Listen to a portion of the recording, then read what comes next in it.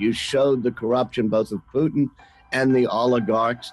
What did you learn about the corruption, and what did you learn about Vladimir Putin? So we were exposing corruption in Gazprom and other companies that I was invested in. I was expelled and declared a threat to national security for exposing corruption in state companies, which they should have been happy to try to get rid of that corruption. After I was expelled, my lawyer, Sergei Magnitsky, discovered a major $230 million government corruption scheme. He reported it, testified against the officials involved, and in retaliation, he was arrested, tortured for 358 days in Russian custody. And what it shows is that Vladimir Putin is a criminal. He's a guy who he's interested in protecting the ill-gotten gains of himself and the people around him. He will kill to protect those ill-gotten gains. And everything about his narrative that he's a patriot and that he's looking after the interests of Russia are exposed as being false and a lie just based on the story of me and my lawyer, Sergei Magnitsky. Sadly and scarily, I know Vladimir Putin very well. I've been involved in a conflict with him, a very heated conflict over the last decade.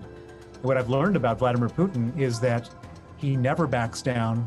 He can never show weakness. He always escalates. And he's not interested in the national interest of Russia. He's only interested in staying in power. And he'll pretty much do anything if he can stay in power. And so I don't think anything is off the table with Vladimir Putin.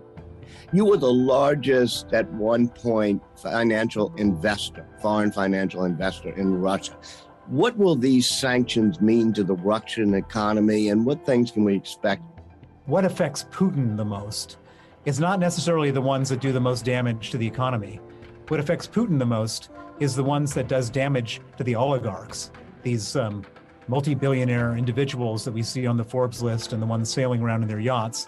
And the reason that Putin cares about that most is because they hold his money for him. And so if we're trying to make a direct statement to Vladimir Putin and go after his own personal interests, that's the one that really stings him. The list of oligarchs by all the countries is still fairly short. There's a number of people who are supporters of the regime, who are trustees of Putin's money, who are enormously wealthy, who we can go after, and those names need to be added to the list. And then the last thing which I've been discussing, and this is really important, is that the governments can't go after the assets if they don't know where they are. And there's a lot of people working in the city of London and working in banks in New York and other places that have been involved in hiding the assets for the oligarchs. And so there should be amendments to the sanctions law, which requires all of the Western enablers to come forward with information about the Russian oligarchs who they're looking after. And that should be put into the law. There should be penalties, including prison, for those people if they don't come forward with that information to the government.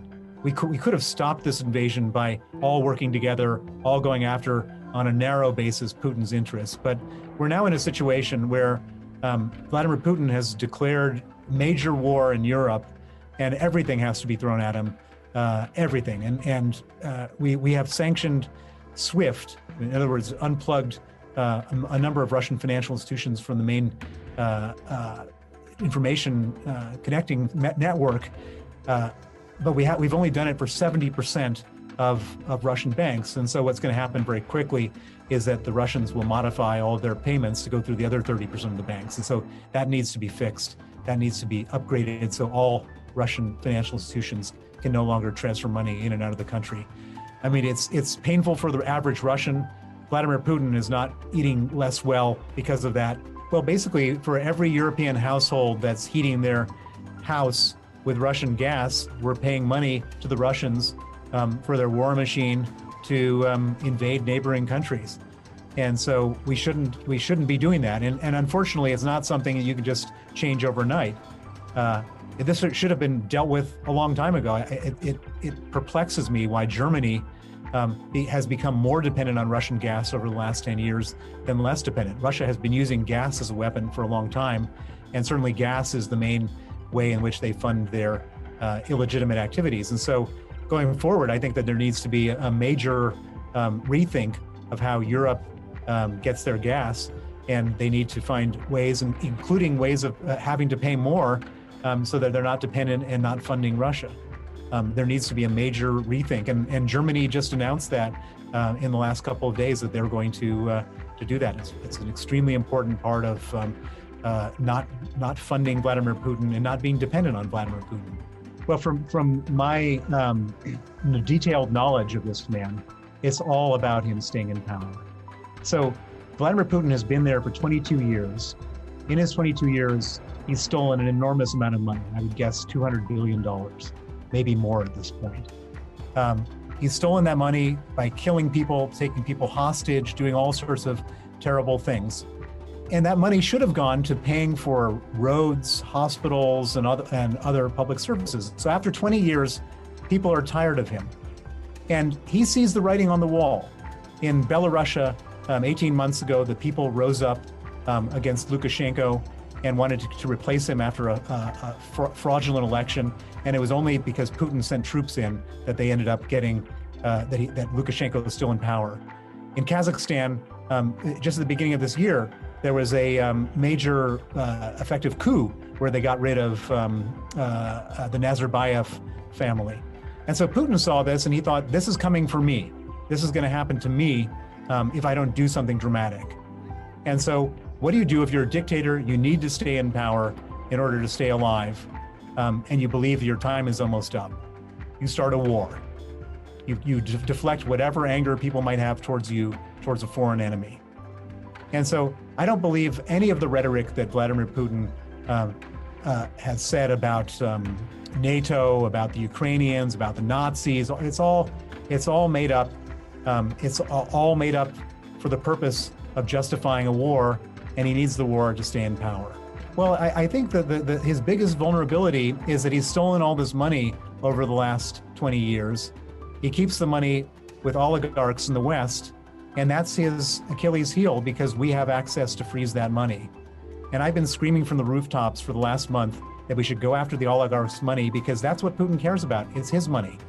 And he values money more than human life. And it's very interesting because the moment we start talking seriously about going after oligarchs, he's threatening nuclear war. Not that he's actually going to follow through on that today, but it shows you how much he values that, how upset he is by that. And that's our one bit of leverage. I don't think that at this point, freezing those assets is going to stop him in Ukraine. But what I do think is that all of a sudden, the calculus changes. On one hand, he has the reward of staying in power. On the other hand, all of his money is effectively inaccessible. And we're now in the game of trying to make it as costly as possible for him to do these terrible things that he's doing. And we should absolutely go after the thing that he values most, which is his money. And by doing that, going after the oligarchs. A lot of average Russians don't want a war in the first place, and they particularly don't want a war when it's costing them so much personally. And although Russia's not a democracy, Putin can't help but see that people are pretty angry about this situation.